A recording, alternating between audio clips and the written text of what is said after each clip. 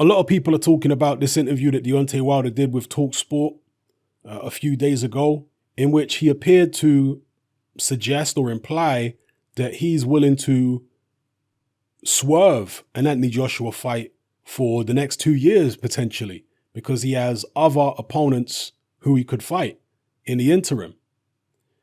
I'm going to quote what it says here on the TalkSport website. It says, when asked about Joshua, Deontay Wilder said, "If he's ready, I'm ready. It's got to be fair. They thought they was going to be the only people and everybody has to abide by their rules and rotate around them. But we had to show them. I had to grab my career and I had to go do my own thing. That's what I'm doing. We've got enough fighters lined up to go for the next 2 years. We got a lot of things going."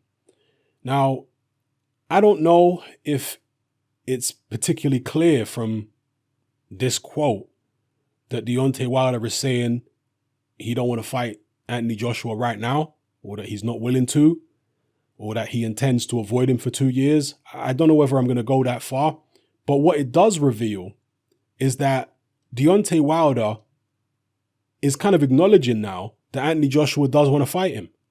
So for all this time when Wilder was saying Anthony Joshua's a coward, he don't want to fight, and I know he's also been saying this recently, then you get interviews here, like he did with TalkSport, where he's kind of acknowledging, okay, yeah, Joshua wants to fight, but the terms that he's trying to give us are not fair terms. So we're not happy with the terms, but I'm acknowledging that he wants to fight.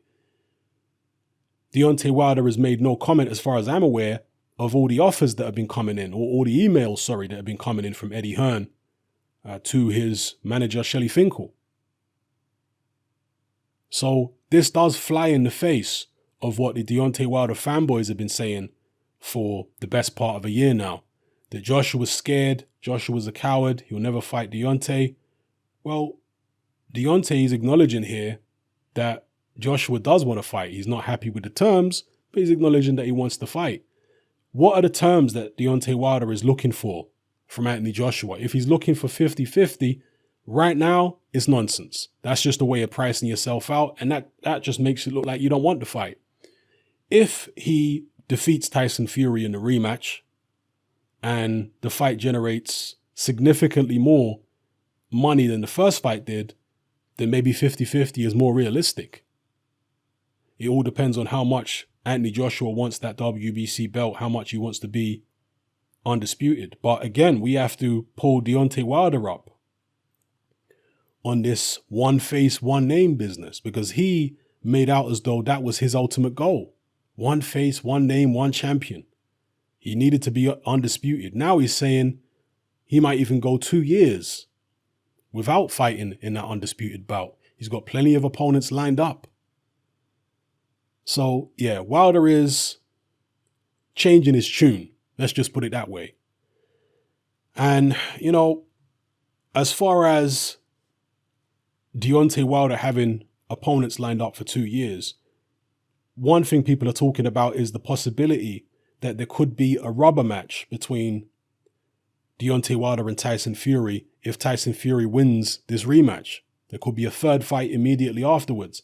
I hope that's not the case. I would rather one of them fights AJ first and then run it back if it's necessary afterwards, if they can get through AJ. I don't want to see two guys fight back to back to back. I don't want to see that. And I love trilogies in boxing, particularly in heavyweight boxing.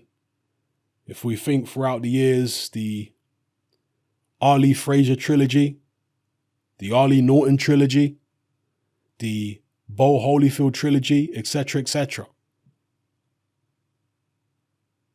So I'm all for a Deontay Wilder Tyson Fury trilogy if this rematch warrants it. But not immediately, not right away. I'd rather see them go their separate ways, fight a few other people, then come back and run it back again. Let me know what you guys think in the comment section below about Deontay Wilder's comments here. Is this evidence that he's running from AJ? Is this evidence that he's a poor businessman and very short-sighted at the business table? Or is it evidence of the opposite? Maybe his people are guiding him in the right direction. Maybe his people feel that he would actually lose to Anthony Joshua and in the long run would actually make less money. Because let's say he fights AJ, makes his career highest purse, but gets destroyed.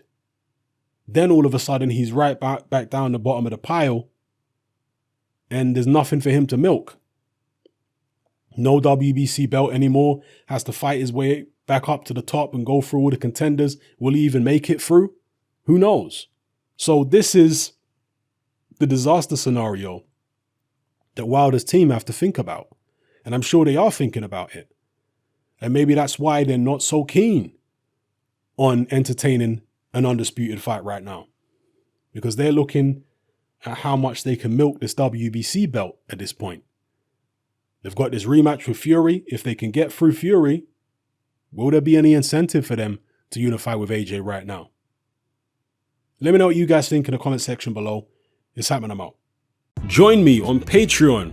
I upload a minimum of 2 podcasts every single week, covering a wide variety of controversial topics, as well as live stream Q&A sessions. Take a look on screen right now at some of the podcasts I've produced so far. For just $3 a month, the equivalent of about £2 a month, you get access to all my new podcasts and my entire back catalogue of past podcasts, including my popular Confessions of a Nightclub Bouncer series. You can listen on your computer or on your smartphone or tablet by downloading the Patreon app from the Google Play Store or the App Store for free. The Patreon app also allows you to download each podcast in MP3. For less than the price of a cup of coffee, you get access to dozens of hours of exclusive content. It's easy to sign up, there's no contract, and you can cancel at any time. So come and join our community of free and critical thinkers by signing up with me here on Patreon today.